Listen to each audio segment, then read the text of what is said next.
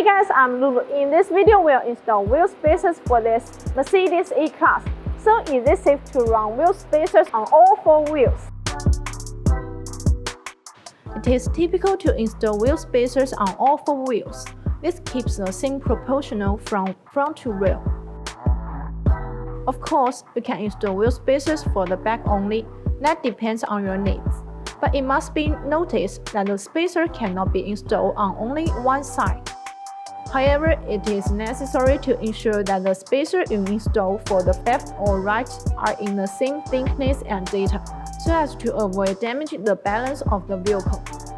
BONOSS Manufacturer produced wheel spacers are made of high-grade forged 7075 T6 aluminum alloy, which features many desirable properties, such as high strength, wheel resistance, excellent toughness, impact resistance, and high temperature resistance. This metal performs good mechanical properties. Compared with ordinary aluminum alloy 7075 materials, the tensile strength and yield strength are about 5 times higher.